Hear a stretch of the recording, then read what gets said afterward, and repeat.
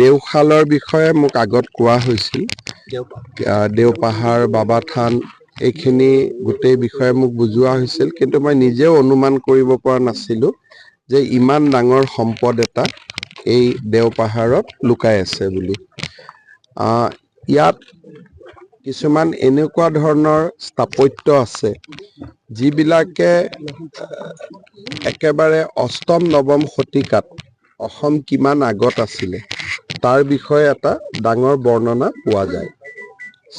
আৰ্কিঅলজিকেলিও ডাঙৰ আছিলে আৰু যিবিলাক নেৰেটিভ ইয়াত আছে বা যিবিলাক বিভিন্ন ধৰণৰ মূৰ্তিসমূহে যিবিলাক কাহিনী কৈছে সেই কাহিনীবিলাক কোনোবাই দেখিলে সেই সময়তে অসম কিমান অগ্ৰণী ৰাজ্য আছিল তাক গম পোৱা যায় আজি আমাৰ অসমীয়া ধ্ৰুপদী ভাষা হৈছে কিন্তু 1200 শতিকাতে লিখা ল বা বিভিন্ন ধৰণৰ শব্দাক্ষৰ ইয়াতে আছে মই দুৰ্ভাগ্য বুলি ক'ব লাগিব যে আমি অসমতে থাকো কিন্তু কাজিৰঙালৈকে আহি থকা হয় কিন্তু দেওপাহাৰত অহা নাছিল বা মইতো জানাত কাজিৰঙাৰ হয়তো টুৰিষ্ট সকলেও নাজানে যে ইমান ডাঙৰ এটা আৰ্কিঅলজিকেল ট্ৰেজাৰ এটা আমাৰ ইয়াতে আছে মই ঘূৰি গৈ পেলাই মন্ত্ৰী অতুল বৰা ডাঙৰীয়াৰ লগত আলোচনা কৰি এই পাহাৰখনক কেনেকৈ আমি পৰ্যটনস্থলী আৰু তাৰ লগে লগে ইয়াৰ সম্পদসমূহক ৰক্ষণাবেক্ষণ আৰু বহুত সম্পদ এতিয়াও আৰ্কিঅলজিকেল যিটো এক্সকাভেশ্যন হয় সেইটো এতিয়াও হোৱা নাই চেষ্টা কৰিলে আৰু বহুত সম্পদ ইয়াতে ওলাব গতিকে এই পাহাৰখনৰ সৰ্বাংগীন বিকাশ আৰ্কিঅলজিকেল এংগুলৰ পৰা পৰ্যটন এংগুলৰ পৰা এইটো মোৰ নজৰত থাকিব আৰু মই যিমান পাৰোঁ কিবা ভাল খবৰ এটা আপোনালোকক দিবৰ কাৰণে চেষ্টা কৰিম ইতিমধ্যে PRF হৈ আছে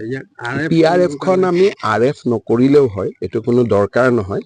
PRF খন আমি ৰেভিনিউ লেণ্ডো কৰিব পাৰোঁ আৰ্কিঅলজিকেলি প্ৰটেক্টেড ৰেভিনিউ লেণ্ডো কৰিব পাৰোঁ ফাইলটো দিছপুৰত আছে মই চাই দিম আজি মই প্ৰথম আহিছোঁ আপোনালোকৰ পৰামৰ্শখিনি আপোনালোকে উপায়ুক্তক দিব অতুল বৰাকো দিব MP সাহেবকো দিব আমি 2 দিনতে ইয়াৰ ওপৰত মই অলপ কমিটি এটা কৰি দিম যাতে ভাল পৰামৰ্শ আমাক দিব পাৰে কি আমি কৰিব পাৰোঁ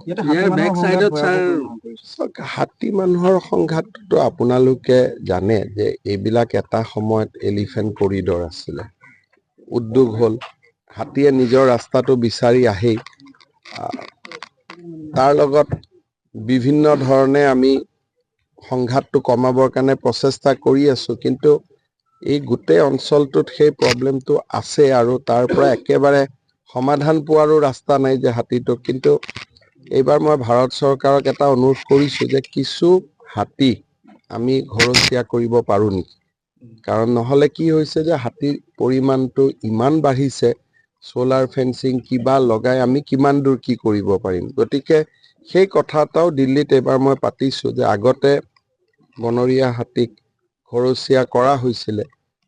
সেই বস্তুটো পিছত ভাৰত চৰকাৰে বন্ধ কৰি দিলে কিন্তু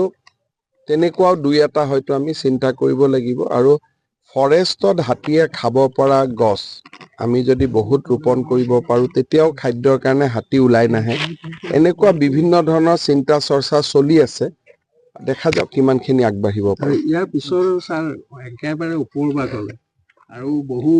সমল আছে আমি সেইকাৰণে কৈছোঁ যে এইখিনি যিটো আমি দেখিছোঁ এইটো এটা ঝলক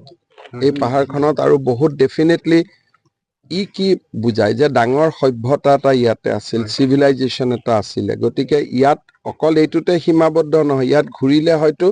ইয়াতকৈ ডাঙৰ বস্তু মাটিৰ তলত সোমাই থাকিব পাৰে সেইকাৰণে আমি সেই এংগুলৰ পৰা কেতিয়াও চোৱা নাছিলোঁ আজি যিহেতু ইয়াত মই আহিলোঁ গতিকে এতিয়া মই অলপ দৃষ্টিভংগীটো বদলাই পেলাই চাবৰ কাৰণে চেষ্টা কৰিম আৰু মই অসমৰ ৰাইজকো ক'ম যে কাজিৰঙালৈকে আহিলে আপোনালোকে দেওপাহাৰলৈকেও আহিব ইয়াতে